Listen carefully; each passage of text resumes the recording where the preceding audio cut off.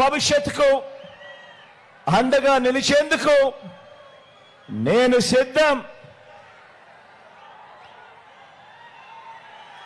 మీరంతా సిద్ధమేనా?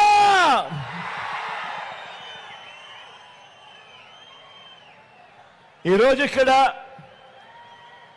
ఈ మహా సైన్యం ఏమి చెబుతోందో తెలుసా? ఈ సిద్ధం సిద్ధమని లేసే ప్రతి చెయ్యి, ప్రతి గుండె ఏమి చెబుతోందో? మా ఇంట గత 5 ఏళ్లుగా మంచి జరిగింది అని చెప్పి ప్రతి గుండె చెబుతా ఉంది, ప్రతి చెయ్యి చెబుతా ఉంది. ఈ మంచికి మేమంతా మద్దతు పలుకుతున్నామని చెబుతోంది. ఈ మంచి కొనసాగాలని ఇక్కడున్న ప్రతి చెయ్యి, ఇక్కడున్న ప్రతి గుండె చెబుతోంది. మా గవర్నమెంట్ బడులు బాగుపడుతున్నాయి అని చెబుతోంది ప్రతి గుండె. మా పిల్లల చదువులు మెరుగుపడుతున్నాయి అని చెబుతా ఉంది మా ప్రతి గుండె.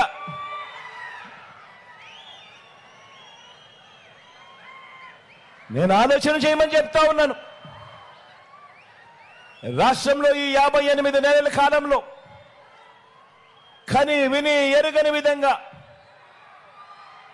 రాష్ట్రంలో విప్లవాత్మక మార్పులు చోటు చేసుకున్న ఈ 58 నెలల్లో నేను చెప్పే ఈ విషయాలు ఇంటింటికి వెళ్ళి ఒకసారి ప్రతి ఒక్కరూ కూడా ఆలోచించండి. ఆలోచన చేయడమే కాకుండా మీ ఇంట్లో ఉన్న మీరంతా కూడా బయటికి వచ్చి ప్రతి ఇంటికి వెళ్ళి ఈ మార్పుల గురించి ప్రతి ఇంట్లో కూడా చెప్పాలి అని కోరుతా ఉన్నా. ఆలోచన చేయమని చెప్పి మిమ్మల్ని అందరినీ కూడా కోరుతా ఉన్నా. ఈరోజు ఉన్న ఒక పాప కానీ ఒక బాబు కానీ 10-16 ఏళ్ళ చదువుల తర్వాత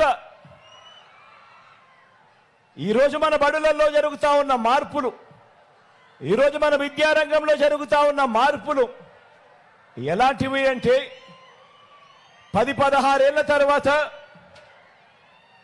పిల్లాడు చదువుల తర్వాత ఆనాటి ప్రపంచంలో ఎలా ఉంటారు, ఎలా ఉండాలి అని వీరి గురించి ఆలోచించి ఆ బిడ్డల భవిష్యత్ కోసం వారు తలెత్తుకొని సమాజంలో నిలబడేలా వారి భవిష్యత్ కోసం మంచి నిర్ణయాలు తీసుకుంటున్న ప్రభుత్వానికి ఏ పేద కుటుంబమైనా కూడా మద్దతు పలకకుండా ఎందుకు ఉంటుంది అని ప్రతి ఒక్కరూ కూడా ఆలోచన చేయమని కోరుతా ఉన్నా.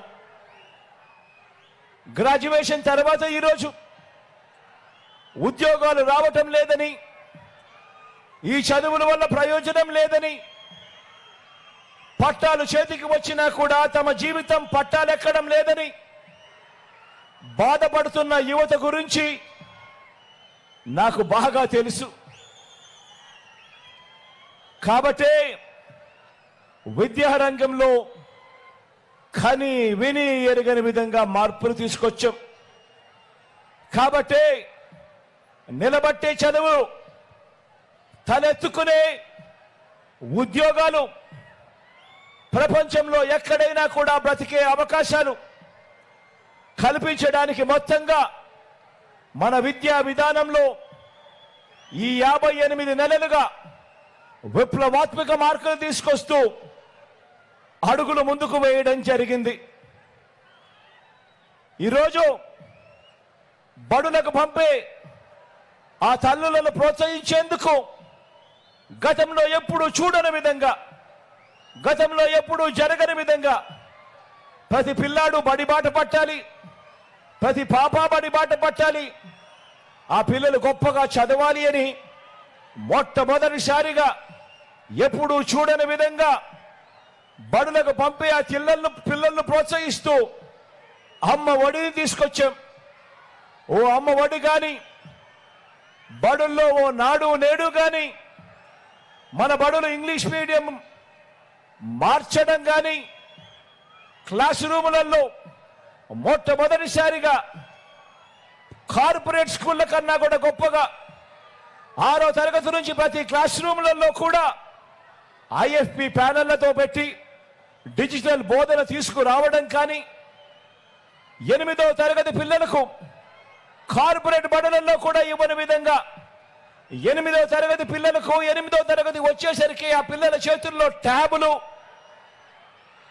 ఇవ్వడం కానీ పిల్లలకు విద్యా కానుక కిట్లు ఇవ్వడం కానీ గోరుముద్ద తేవడం కానీ స్కూళ్ళల్లో ఇంగ్లీష్ మీడియమే కాదు 3వ తరగతి నుంచే సబ్జెక్ట్ టీచర్లు తీసుకొని రావడం కానీ 3వ తరగతి నుంచే టోఫుల్ క్లాసులు తీసుకొని రావడం కానీ ఇంగ్లీష్ మీడియమే కాదు సిబిఎస్ఈ నుంచి ఏకంగా ఐబీ దాకా ప్రయాణం తీసుకురావడం కానీ ఆలోచన చేయమని అడుగుతా ఉన్నా. చదువుల్లో పిల్లల మీద ఇంత ధ్యాస పెట్టడం గతంలో ఎప్పుడైనా జరిగిందా అన్నది ఆలోచన చేయమని కోరుతా ఉన్నా.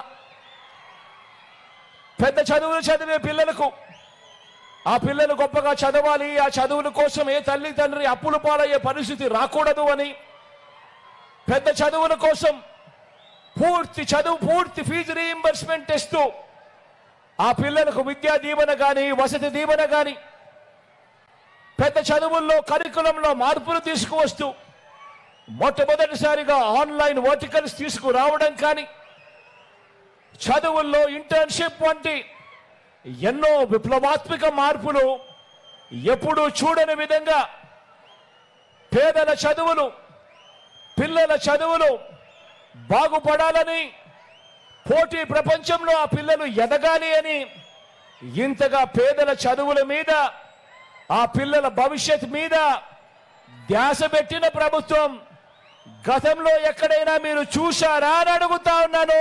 ఒక్క 58 నెలల కాలంలో తప్ప. ఆలోచన చేయమని కోరుతా ఉన్నాను. పిల్లల చదువుల గురించి ఎవరు కూడా ఏ పాలకులు కూడా పట్టించుకోలేదు గతంలో. కారణం ఏమిటి అనంటే పిల్లలకు ఓటు ఉండదు కదా అని.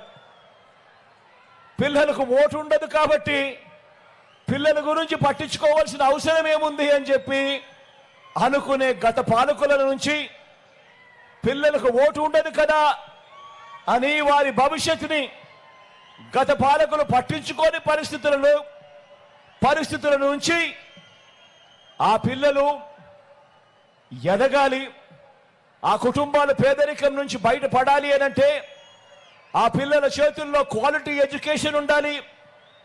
ధనికులకు ఓ రకమైన చదువు, పేదలకు ఓ రకమైన చదువు ఉండడానికి వీల్లేదని, ధనికులకు ఉంటే ఆ చదువును మన పేద పిల్లలకు కూడా మన గవర్నమెంట్ బడులలో కూడా ఆ పిల్లలకు రావాలి, ఆ పిల్లలకు అందాలి, ఆ పిల్లల భవిష్యత్ మారాలి అని చెప్పి ఎప్పుడూ కూడా చూడని విధంగా, ఎప్పుడూ కూడా వినని విధంగా విద్యా రంగంలో సంస్కరణలు తీసుకొచ్చిన ప్రభుత్వం భారతదేశ చరిత్రలో మరొకటి లేదు అని కూడా చెప్పడానికి ఈ సందర్భంగా గర్వపడతా ఉన్నాను, మీ బిడ్డగా అని చెప్పి ఈ సందర్భంగా తెలియజేస్తా ఉన్నాను. మరి ఇలాంటి సంస్కరణలకు మద్దతు పలుకుతారా, లేక రాష్ట్రంలో పిల్లల చదువులు, ఆ పేదల బ్రతుకులు, వారి భవిష్యత్తు, వారి ఉద్యోగాల గురించి ఏనాడు కూడా కనీసం ఆలోచన కూడా చెయ్యని ఆ చంద్రబాబు గారికి, ఆయన కూటమికి మద్దతు పలుకుతారా అని చెప్పి ప్రతి ఒక్కరూ కూడా ఆలోచన చేయమని కోరుతా ఉన్నా. మీరు ఆలోచన చేయడమే కాదు, మీరు ఆలోచన చేసి గ్రామంలో ఉన్న ప్రతి ఇంట్లో కూడా ఆలోచింపజేసే విధంగా ప్రతి ఒక్కరికి చెప్పాల్సిన అవసరం ఉంది అని కూడా ఈ సందర్భంగా తెలియజేస్తా ఉన్నా. కాబట్టే చెప్తా ఉన్నా, ఇప్పుడు ఎన్నికల్లో మీ ఓటు కేవలం ఒక ఎమ్మెల్యేనో ఒక ఎంపీనో ఎన్నుకునేందుకు వేసే ఓటు కాదు. మీ ఓటు ఈరోజు మీరు వేసే ఓటు ఒక తూతూ మంత్రంగా ఒక ఎమ్మెల్యేనో ఒక ఎంపీగానో ఎన్నుకునే ఓటు కాదు. ఈరోజు మీరు వేసే ఈ ఓటు ఆ పిల్లల భవిష్యత్ మారుతుంది. మీరేసే ఆ ఓటుతో ఆ పిల్లల తల్లిదండ్రుల భవిష్యత్ మారుతుంది అని చెప్పి కూడా జ్ఞాపకం ఉంచుకోమని చెప్పి ఈరోజు ప్రతి ఒక్కరికి కూడా తెలియజేస్తా ఉన్నాను. మరి మీ పిల్లల భవిష్యత్ కోసం యుద్ధం చేయడానికి నేను సిద్ధం. మీరంతా సిద్ధమేనా అని అడుగుతా ఉన్నాను. ఇక రెండవ అంశం ఆలోచన చేయమని కోరుతా ఉన్నా. ఇక రెండవ అంశం మన బంగారు తల్లుల గురించి. రెండో అంశం మన ఆడబిడ్డల గురించి, మన చిట్టి తల్లుల నుంచి మన అక్క చెల్లెమ్మల వరకు, మన అక్క చెల్లెమ్మల నుంచి వృద్ధాప్యంలో